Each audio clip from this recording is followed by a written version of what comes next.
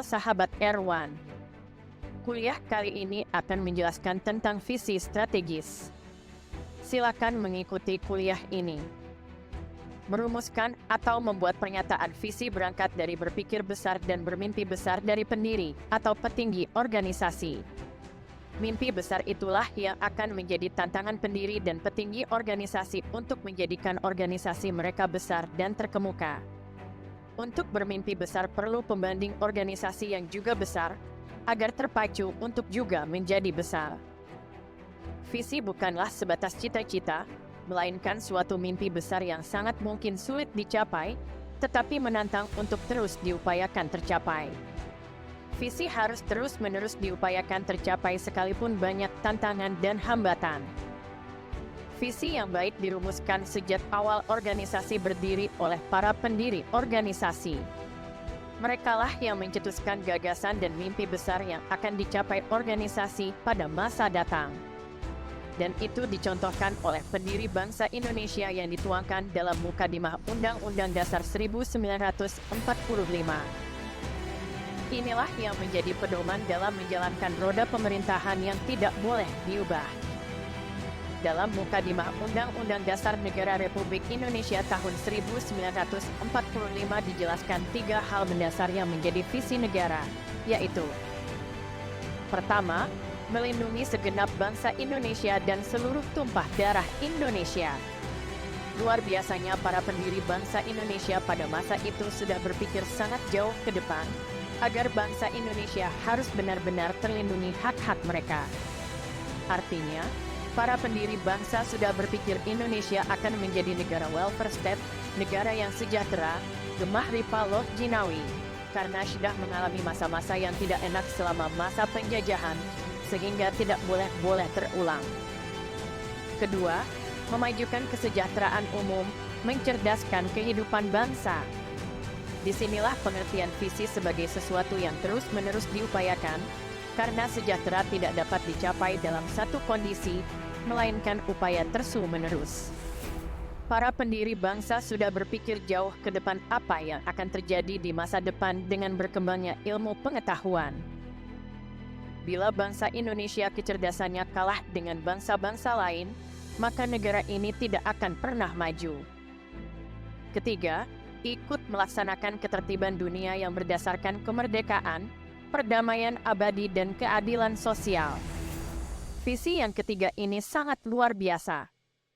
Karena pada saat visi ini dirumuskan, Indonesia baru merdeka beberapa hari, tetapi para pendiri bangsa sudah berpikir besar dan bermimpi besar bahwa Indonesia harus memiliki militer dan kepolisian yang tangguh, sehingga diakui dan disegani oleh negara-negara lain. Dan terbukti sejak kontingen Garuda, Konga, pertama sampai dengan Konga saat ini, baik militer maupun kepolisian Indonesia aktif dalam United Nations Peacekeeping di negara-negara yang sedang mengalami pergolakan dan selalu mendapat pujian dari negara-negara sahabat dan dari PBB. Itulah sebabnya mengapa visi jangan diubah-ubah, sebab visi merupakan komitmen dan tanggung jawab pendiri dan petinggi organisasi dari masa ke masa. Visi yang kuat diturunkan dari satu generasi ke generasi berikutnya, yang akan menjadi komitmen bersama semua anggota organisasi. Bukan hanya organisasi pemerintahan, organisasi bisnis juga demikian. Visi seperti Mukadimah Undang-Undang Dasar Negara Republik Indonesia 1945 menunjukkan kemampuan pendiri dan petinggi organisasi memprediksi jauh ke depan apa yang akan dan harus dicapai organisasi di masa yang akan datang. Visi yang seperti ini memang memerlukan orang-orang yang berpikir besar dan bermimpi besar. Jadi, mengapa ada visi yang berubah menunjukkan cara berpikir untuk jangka pendek saja, padahal visi adalah berpikir besar dan bermimpi besar untuk jangka waktu yang sangat panjang. Visi yang baik itu fokus dan konsisten terhadap apa yang akan dicapai. Ibarat orang yang sedang menuju ke suatu tempat tujuan, maka ia harus fokus dengan tempat tujuan yang akan dituju. Sekalipun ada hambatan dan rintangan, tidak boleh mengubah visi. Yang dapat dilakukan adalah mengubah strategi, bukan mengubah visi. Sangat mungkin perlu ada penyesuaian strategi karena ada sesuatu yang tidak terduga terjadi. Sekali lagi bukan visi yang diubah, melainkan strategi yang harus disesuaikan. Ada satu hal yang menjadi penting dalam rumusan visi, yaitu ruh atau jiwa. Visi yang tidak memiliki ruh atau jiwa hanya akan menjadi deretan kalimat yang kering yang tidak membuat orang dalam organisasi bersemangat mencapainya. Jadi ruh atau jiwa dalam rumusan visi itu penting. Ruh atau jiwa dalam visi merupakan gambaran dari organisasi. Jangan membuat pernyataan visi sebatas enak dibaca dan didengar, tetapi tidak ada ruh yang membuat orang-orang dalam organisasi bergairah mencapainya. Selain ruh atau jiwa, hal lain yang penting diperhatikan adalah values atau nilai-nilai. Visi yang sudah dicanangkan sampai dengan diimplementasikan, action, sebagaimana gambar di sebelah, tidak dibenarkan dicapai dengan menghalalkan segala cara. Bila akan dilakukan dengan cara-cara yang tidak benar, tidak perlu repot merumuskan visi, lakukan saja sesuka hati. Tujuan visi adalah membimbing petinggi organisasi taat pada tujuan yang akan dicapai organisasi, sekalipun menghadapi tantangan. Pernyataan visi itu harus menantang orang-orang dalam organisasi untuk terus berpikir kreatif, inovatif untuk mencapai visi. Dengan demikian, orang-orang dalam organisasi ditantang untuk berpikir terus-menerus. Sehingga orang-orang dalam organisasi menjadi manusia pembelajar dalam menghadapi setiap hambatan. Mereka tidak mudah menyerah bila menghadapi situasi dan kondisi yang sulit. Sehingga terbangun budaya organisasi tentang pentingnya secara bersama-sama mencapai visi organisasi. Sebagaimana dijelaskan terdahulu, pernyataan visi jangan panjang. Apalagi sudahlah panjang, tidak fokus, maka visi hanya akan menjadi slogan tanpa makna. Upayakan pernyataan visi ringkas, jelas, mudah dipahami orang-orang dalam organisasi sampai tingkat terendah. Ini akan memudahkan atasan mendeskripsikan tugas setiap orang dalam organisasi pada saat visi diimplementasikan. Contoh visi yang ringkas adalah Australian Federal Police, yaitu Polisi Naval Reserve Australia, kemudian diikuti dengan pernyataan yang artinya secara serius berupaya bersama-sama menargetkan penjahat yang mengancam Australia dan warganya. Pernyataan visi yang sederhana, namun di dalamnya ada ruh atau jiwa, yaitu negara dan warganya harus aman dari kejahatan.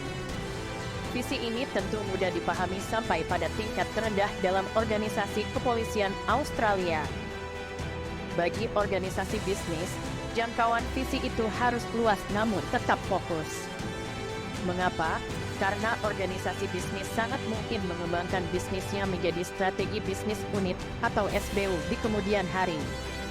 Misalnya Garuda Indonesia, bukan hanya perusahaan penerbangan, namun belakangan juga membuka bisnis selain penerbangan, seperti PT Garuda Maintenance Facility, begitu juga SBU yang lain. Contoh ini membuktikan bahwa orang-orang yang merumuskan visi harus mampu mendeteksi masa depan bisnis mereka. Karena topik bahasan ini adalah visi strategis, maka perlu dipahami makna dari strategi. Pertama, strategi adalah melakukan sesuatu yang benar. Artinya, sebagaimana dijelaskan terdahulu bahwa visi harus dijalankan dengan value atau nilai-nilai, maka untuk mencapai visi harus dilakukan dengan benar pula. Salah menentukan strategi, sangat mungkin visi tidak akan tercapai. Kedua, strategi adalah ide atau gagasan dan rencana tentang cara terbaik mencapai tujuan. Karena strategi adalah ide atau gagasan dan rencana tentang cara terbaik mencapai tujuan, maka strategi tidak boleh sama dengan pesaing. Bila strategi sama dengan pesaing, berarti organisasi tidak memiliki strategi. Bila strategi organisasi beda dengan pesaing, tetapi mudah ditiru, berarti strategi itu lemah. Strategi dikatakan hebat atau kuat bila berbeda, tidak mudah ditiru dan berkelanjutan. Ketiga, strategi merupakan keputusan awal tentang keunggulan awal yang harus diciptakan. Artinya, petinggi organisasi sejak awal harus sudah merumuskan strategi yang kuat, sejalan dengan visi yang dirumuskan sejak awal. Dan sejak awal strategi harus berbeda, tidak mudah ditiru dan berkelanjutan. Kalaupun strategi itu harus diubah karena situasi dan kondisi berubah, tetap saja strategi itu harus kuat, berbeda, tidak mudah ditiru dan berkelanjutan. Terakhir, ketika merumuskan strategi di tingkat korporat, sekaligus juga dirumuskan taktis dari strategi yang akan dilaksanakan pada tingkat menengah dan tindakan atau operasional dari strategi yang akan dilaksanakan pada tingkat operasional di lapangan. Artinya, ada satu kesatuan mulai dari strategi sampai operasional di lapangan untuk memudahkan pengukuran keberhasilan pencapaian visi organisasi.